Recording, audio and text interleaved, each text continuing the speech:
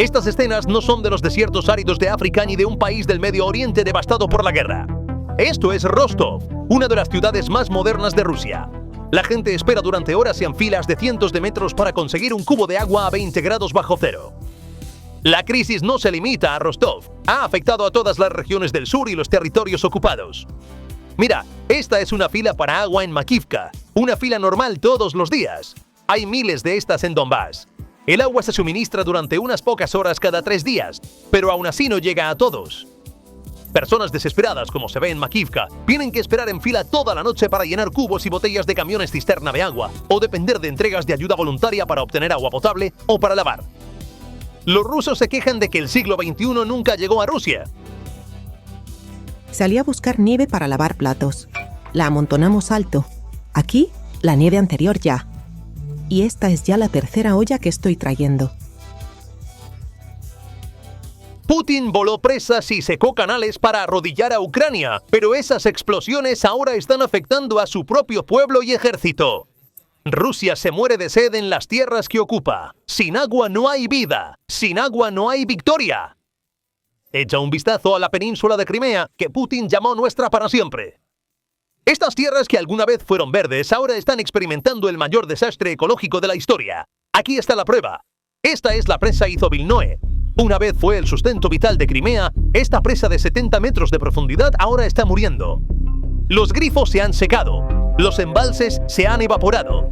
De Alusta a Simferópol, millones de personas esperan camiones cisterna con recipientes vacíos en sus manos.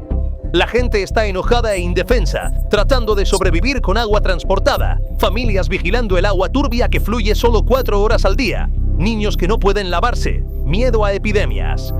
Ahora, 2,5 millones de personas se han convertido en refugiados en sus propios hogares, rehenes en su propia tierra debido a las ambiciones del Kremlin. Cuando Putin tomó el control de Crimea, envió al mundo un único mensaje.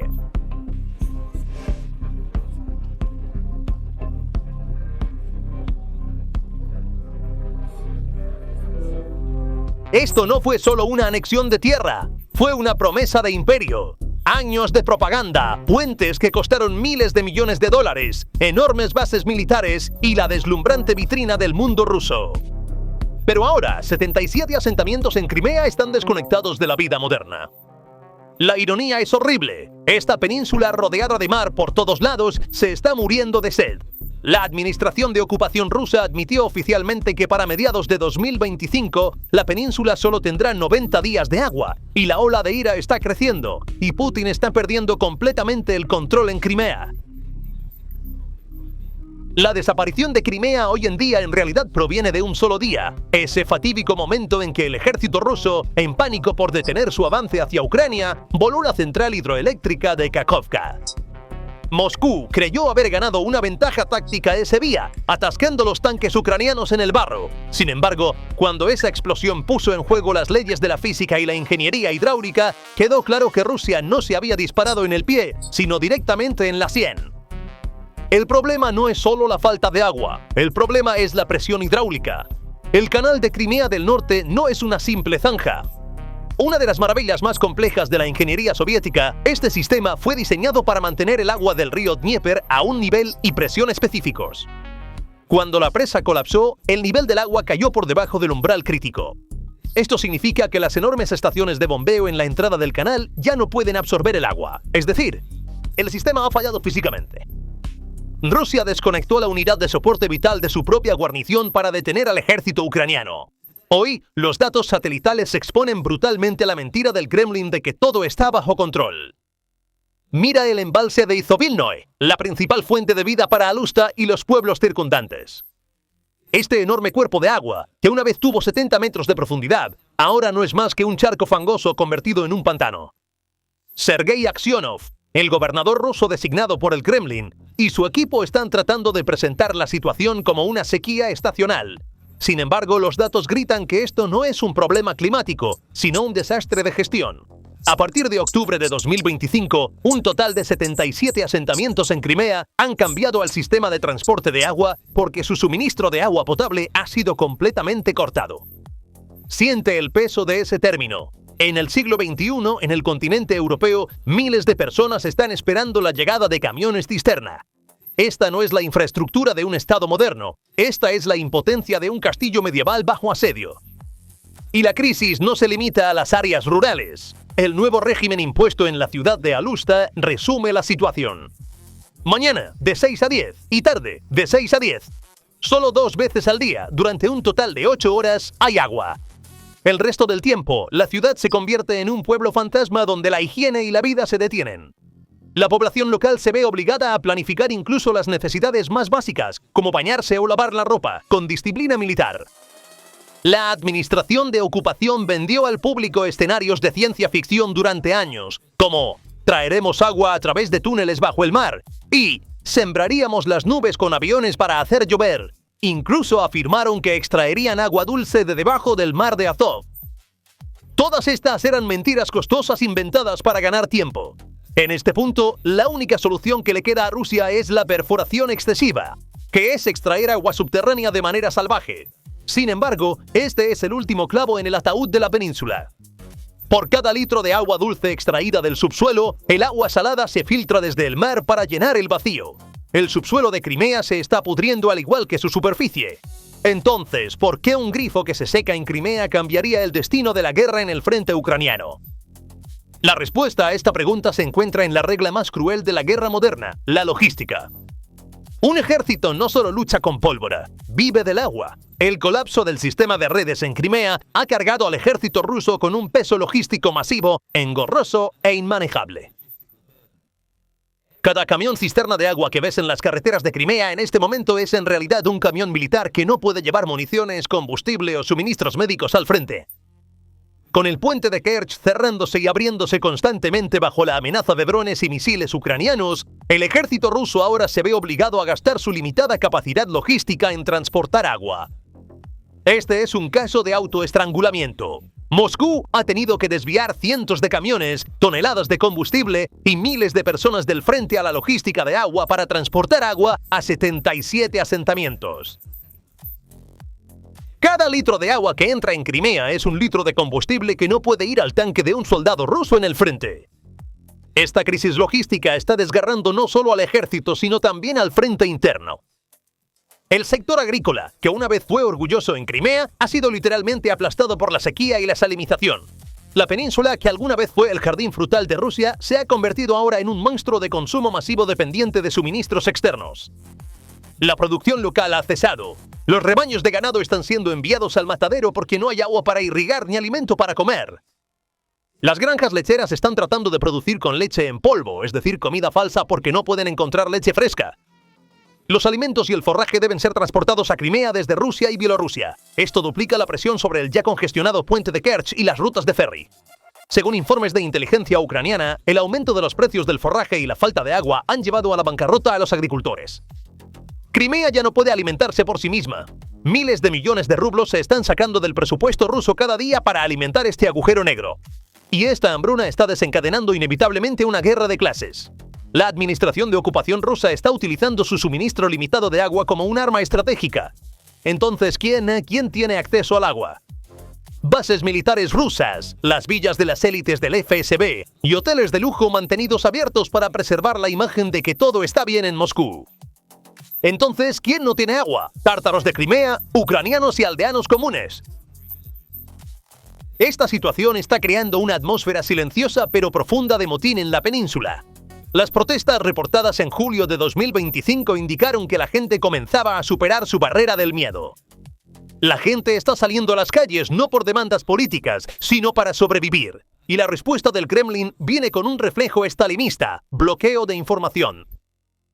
Con las nuevas regulaciones legales preparadas en septiembre de 2025, se intenta criminalizar compartir información sobre la escasez de agua en las redes sociales como desacreditar al ejército ruso o difundir pánico.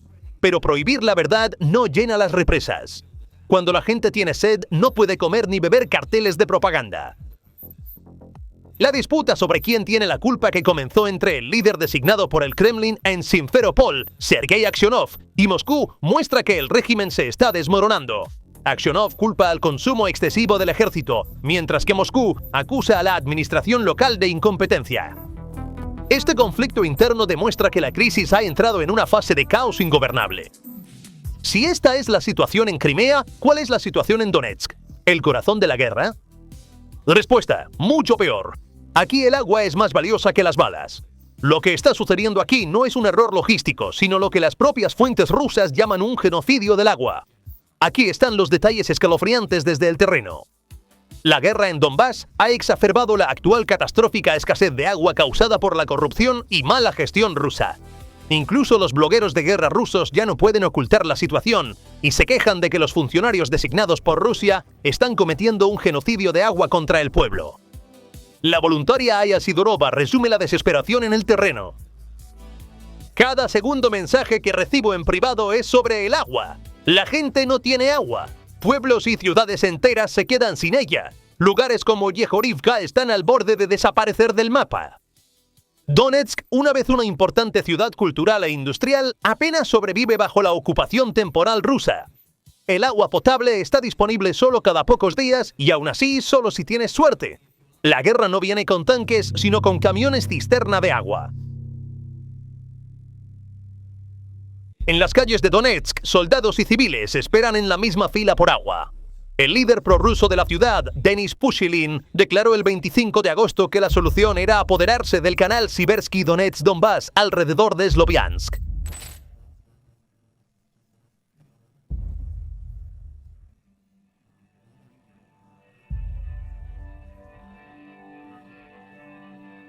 En otras palabras, la administración incapaz de proporcionar agua está tratando de encubrir la crisis expandiendo su territorio. Sin embargo, ni siquiera puede encontrar suficiente agua para sus soldados. Esto fue en realidad una declaración oficial de la impotencia de la administración rusa ocupante. Ahora, la carga de la vida diaria también grita que esta crisis es demasiado profunda para ser encubierta. La administración rusa está indefensa ante la crisis del agua, lo que ha provocado que la gente de la región haga largas filas frente a los camiones cisterna. Mientras que el suministro de agua en asentamientos suburbanos como Yevpakive ha disminuido a una vez cada 4 días en el centro de la ciudad de Donetsk, el agua que solía llegar cada 2 días ahora solo se proporciona cada 3 días como la nueva normalidad. Además, el agua proporcionada es poco fiable tanto en cantidad como en calidad. Los horarios de distribución generalmente solo incluyen 4 horas de distribución cada 3 días. Eso es entre las 5 y las 9 de la tarde. En algunos edificios de apartamentos, la baja presión del agua significa que el agua puede no llegar ni siquiera al segundo piso, haciendo que la posibilidad de que el grifo no funcione en casa sea parte de la vida diaria. Bajo estas condiciones, las personas llevan agua en contenedores de 30 a 40 litros. En Bruselas es como una prueba cuando se trata del mar. El Paso es como una prueba donde la fatiga pasa de lo físico a lo emocional. El grito de una mujer de 78 años, ¿cómo puedo cargar con esta carga?, revela un choque que las estadísticas no pueden expresar. Tengo 78 años. Los jóvenes están recogiendo agua. ¿Cómo se supone que debo venir aquí, recoger agua y llevarla de vuelta a casa? En algunos barrios la situación está completamente paralizada. Hay hogares que dicen que no han tenido ni una sola gota de agua durante 12 días. En la ciudad, la sed ya no es una crisis, sino una forma de vida permanente. Aunque el gobierno local ruso ha impuesto un límite de precio al agua embotellada para controlar el pánico público, las largas filas se alargan un poco más cada día. En cuanto a los camiones cisterna y el equipo de ayuda enviados desde Moscú, no son una solución. Al contrario, se han convertido en escenas que revelan la magnitud de la crisis. Las necesidades diarias ordinarias, como la limpieza, la preparación de alimentos y la higiene personal, ahora se realizan como operaciones separadas planificadas por hora. Sin embargo, el mayor riesgo está surgiendo en las instituciones públicas. Con el agotamiento de los reservorios de agua, los hospitales están interrumpiendo sus rutinas de esterilización. La situación en el frente de salud está empeorando y el mapa de riesgo se está expandiendo. Las interrupciones prolongadas aceleran el crecimiento de amebas y bacterias en cuerpos de agua estancada. La interrupción de la limpieza y la higiene de manos aumenta el riesgo de epidemias. Enfermedades como las infecciones intestinales se están propagando entre la población local y el ejército ruso. Esta situación está haciendo que los hospitales dependan cada vez más de sueros y suplementos de electrolitos. Actuar para tácticas. Sin embargo, estos materiales también son limitados, transportados a través de la cadena logística, y los retrasos desencadenan una reacción en cadena de crisis de salud. La acumulación de basura y desechos domésticos amenaza la salud urbana en múltiples frentes. La basura recogida de manera irregular aumenta las poblaciones de roedores e insectos, colaborando no solo con enfermedades físicas, sino también con presión psicológica y degradación ambiental. Las panaderías y cocinas que producen alimentos para las masas se ven obligadas a operar con agua limitada y condiciones de higiene deficientes. La seguridad alimentaria se está debilitando, el riesgo de intoxicación está aumentando. Las repercusiones políticas de las interrupciones experimentadas por la sociedad no tardaron en llegar. Cartas escritas a Putin, videos compartidos y advertencias amenazantes sobre el control de precios aumentaron las expectativas de que la administración proporcionaría servicios en lugar de imponer presión. Mientras la gente espera en las filas de los camiones cisterna, el impacto de las transmisiones de propaganda sigue siendo limitado y los mensajes que no abordan la agenda se enfrentan a reacciones negativas. Estamos trayendo noticias sobre el agua que se mide por el color y el olor del agua que sale cuando se abre el grifo. La explicación de la administración sobre los fallos a corto plazo pierde su poder persuasivo cuando se considera junto a 2 semanas sin presión. Los trabajadores de campo son constantemente monitoreados y estas inspecciones se centran tanto en encontrar chivos expiatorios como en fallas técnicas. El agua vieja es otra fuente de tensión. A medida que las plantas metalúrgicas y químicas continúan la producción, consumen agua, reduciendo la parte asignada para el consumo doméstico. Los informes de noticias locales reiniciados destacan las quejas de que, mientras algunas instalaciones continúan teniendo acceso al agua, las interrupciones en los hogares son prolongadas. Esto alimenta el debate sobre la justicia de prioridades y amplifica la reacción pública. Para entender esta crisis del agua, necesitamos mirar no solo el panorama de la sequía, sino también la historia de la infraestructura que dio forma a ese panorama. Barrett, porque los grifos que gotean hoy en realidad cuentan la historia de una tubería instalada hace 70 años que ha llegado al final de su vida útil. Durante la era soviética, el canal Siversky-Donetsk-Donbas, implementado a mediados de la década de 1950, fue construido para llevar agua a la región de Donetsk. Este oleoducto, de aproximadamente 133 a 135 kilómetros de largo, transportaba agua desde el río Siversky-Donetsk hasta la cuenca de Kalmius, evitando que los centros industriales, las ciudades mineras y los asentamientos en crecimiento se quedaran sin agua. En otras palabras, la memoria industrial actual de Donbas surgió de este canal. A lo largo de las décadas, el sistema no solo envejeció, sino que también sufrió daños irreversibles debido al abandono, la fatiga de la infraestructura y la guerra. Las estaciones de bombeo, los centros de filtración, los depósitos intermedios y las líneas de distribución llegaron al final de su vida útil técnica y fueron atacados repetidamente durante los conflictos que comenzaron en 2014.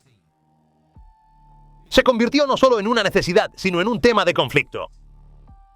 La invasión a gran escala que comenzó en 2022, el oleoducto se convirtió completamente en un frente de guerra. Las áreas por las que pasan las tuberías a lo largo del oleoducto ahora están en riesgo de bombardeo. Esta situación ha hecho casi imposible que los equipos de mantenimiento trabajen. Las líneas eléctricas, los sistemas de señalización y las carreteras de acceso han sido completamente cortados o apenas funcionan con reparaciones temporales. Los embalses que alimentan el canal han comenzado a sucumbir al ciclo propio de la naturaleza. Sequía, inundaciones y niveles de agua fuera de temporada han desestabilizado por completo la ya limitada capacidad de la estructura. Cada nueva fluctuación climática expone otro punto débil en el sistema. Y finalmente, los planes de racionamiento, antes preparados solo para emergencias, ahora se han convertido en parte de la rutina diaria. Entonces, ¿qué puede hacer Rusia en esta situación? El Kremlin tiene opciones que puede poner sobre la mesa para contrarrestar la creciente crisis de agua en Donetsk. Sin embargo, todas estas opciones son o excesivamente costosas, extremadamente arriesgadas o insostenibles en términos de tiempo. Teóricamente, la primera opción es llevar a cabo un avance militar hacia Sloviansk para recuperar el control del canal Siversky-Donetsk-Donbas. Esta área es crucial en términos de los puntos de captación de agua del canal y las estructuras de regulación. Sin embargo, lograr este objetivo sobre el terreno solo sería posible mediante una ofensiva a gran escala. Esto requeriría miles de soldados, cientos de vehículos y una operación que podría durar meses. En el frente ucraniano, donde las condiciones en el terreno se vuelven más complejas cada día, implementar tal estrategia implicaría un consumo significativo de recursos y un alto riesgo de bajas. Además, incluso si se obtiene el control, simplemente capturar posiciones no es suficiente para hacer que esta línea sea operativa. La línea del canal atraviesa directamente el centro de las zonas de conflicto, presentando un entorno extremadamente complejo desde una perspectiva de ingeniería. Municiones sin detonar, alcantarillas destruidas, estaciones de bombeo dañadas y líneas eléctricas interrumpidas hacen imposible que los equipos técnicos trabajen de manera segura. La infraestructura necesaria para suministrar energía a la zona también está bajo una intensa amenaza de ataque.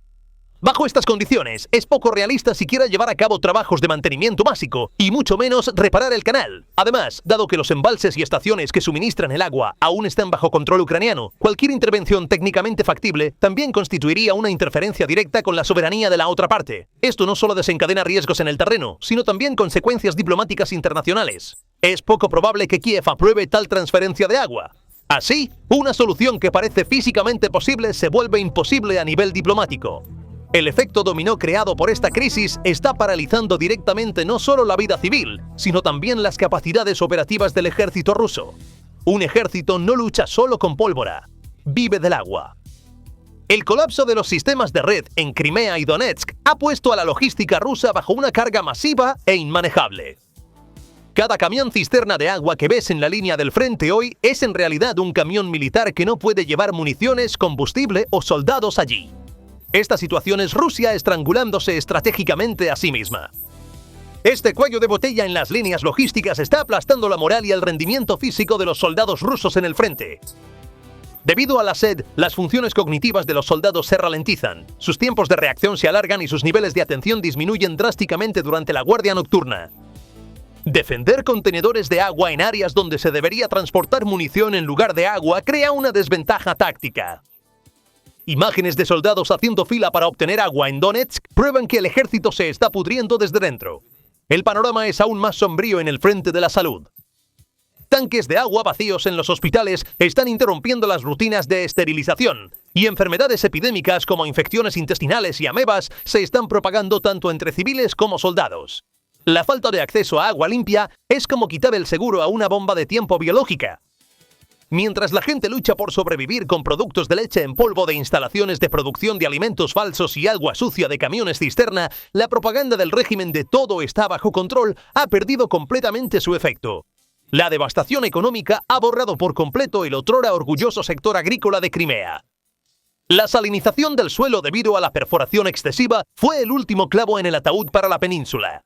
A medida que la tierra agrícola se convirtió en concreto, Crimea ya no es el jardín de frutas de Rusia, sino una carga financiera masiva y un agujero negro logístico que necesita ser alimentado. Esta crisis del agua experimentada por Rusia es el fracaso definitivo del contrato social tácito de Putin con su pueblo.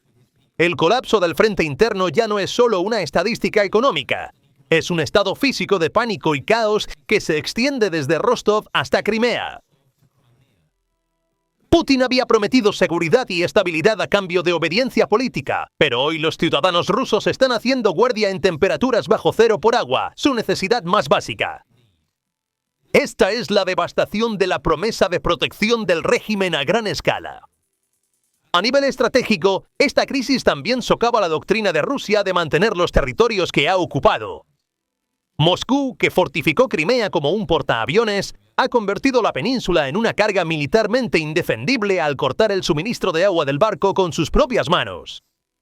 Con el puente de Kerch bajo amenaza de misiles, un ejército obligado a dedicar la mayor parte de su logística al transporte de agua está completamente atrapado frente a los movimientos asimétricos de Ucrania. Esta situación se ve aún más agravada por la traición de los aliados y los conflictos internos.